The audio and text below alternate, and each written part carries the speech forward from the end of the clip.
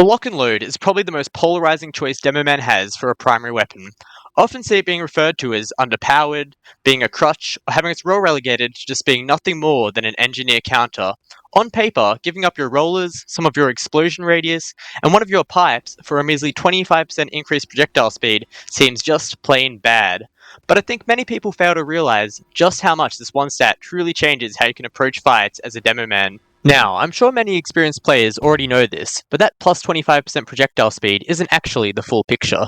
The lock and load has an unlisted benefit which Valve didn't include in the item description. The projectiles don't spin, and as a result suffer from significantly less air resistance than the other grenade launchers. And yes, TF2 does calculate air resistance for all the grenade launchers. This means that over long distances, the pills travel considerably further, faster, and require less of an arch than the listed stats would otherwise suggest. Even taking this extra stat into account, it's easy to chalk the weapon up to being a crutch, which prevents potential improvement with the grenade launcher. After all, if you could learn to hit all your pipes with the grenade launcher, then why bother with the downsides? But the reality of any projectile weapon is that even if you had the best aim in the world, when the range is long enough, the enemy still has the ability to dodge.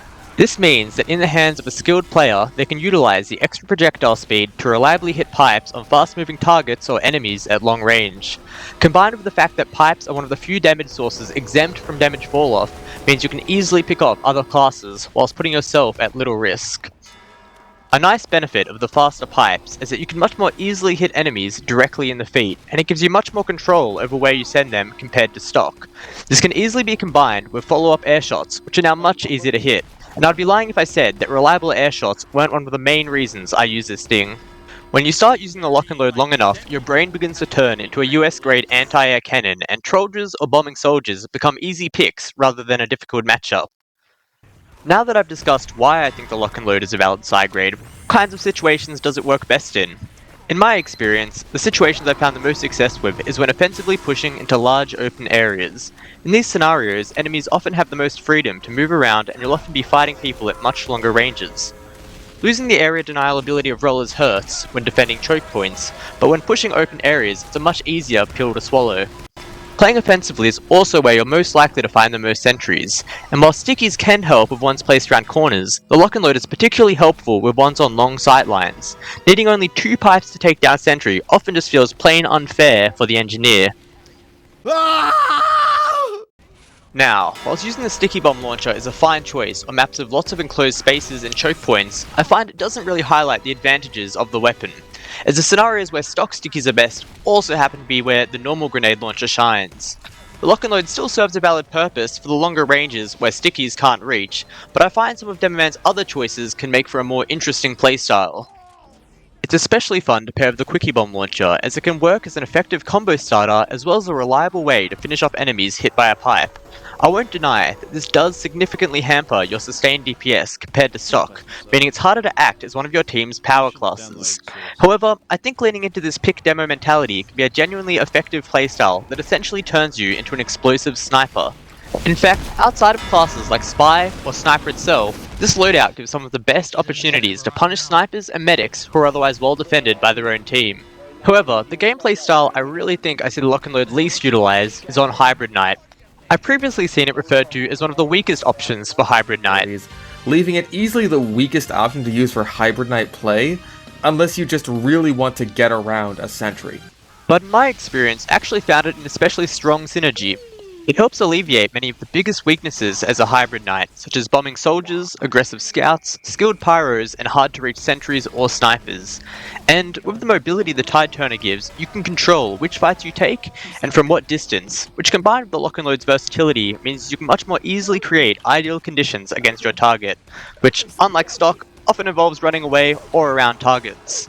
In this sense, the shield works as more of a utility rather than a direct combat tool, and when you are practically firing pipes 24/7, you're generally limited by reload speed rather than your burst damage output, which makes that lost pipe much more palatable. Throughout most of my gameplay, I prefer to use the Claymore, as the extra charge range allows you to much more easily punish enemies you hit from long-range pipes, and successful kills allow you to easily retreat or continue the aggression when needed. Charging with the lock and loadout can negate the downside of the Claymore, and hitting pipes mid-charge is a more viable option due to their increased speed relative to the charge. Now, with all this glazing, I think it's necessary to point out some of the biggest struggles I had whilst using the lock and load. Because all of its stats lean into this all or nothing playstyle, it means you truly have to be locked in and loaded when using it. On days where my aim wasn't feeling as good, it was much harder to get value because every missed pipe served no value whatsoever. Tankier targets, such as heavies, demonites, and banner soldiers, were particularly tough as you've got no room for error. Many times, even if you channel your inner future sight and hit every pipe, 300 damage still won't be quite enough burst damage, and a fourth pill is exactly what you would need to seal the deal. However, in general, I found with all the extra pipes I was hitting with this, it's a trade-off that I was willing to make, especially when good use of Demoman's secondaries can help providing the extra damage or mobility. In finalizing my thoughts on the lock and load, I still wouldn't go as far as to say that the lock and load is inherently better than stock, the iron bomber, and in some scenarios, even loose cannon, but that's a topic for another day. I think the lock and load has many genuinely effective use cases, and for a game where you can switch weapons as you please, this is exactly what makes for a good side grade. I really do think the weapon walks a fine line between being either an overpowered or underpowered weapon, and I'm of the belief that almost every balance suggestion I see crosses this line in one way or the other. When doing research for this video, it became increasingly clear that the idea of the lock and load being underpowered has become increasingly rare to the point where I no longer think this is much of a hot topic as I originally thought. Perhaps maybe Valve is actually better at balancing than most people give them credit for, or then again, maybe not. Probably the best balance suggestion I saw was from The Watt, who simply suggested removing the explosion radius penalty. It's a small change, but it recognizes the utility the weapon already serves and it doesn't overstep.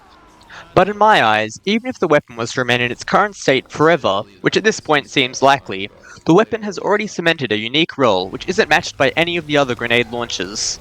Above all else, and probably what matters most, is that the lock and load is really fun to use. So if you enjoy playing Demoman or Hybrid Knight, and have only ever stuck to the stock or Iron Bomber, I'd really recommend you give it a go. And maybe it'll end up becoming a more permanent part of your weapon repertoire.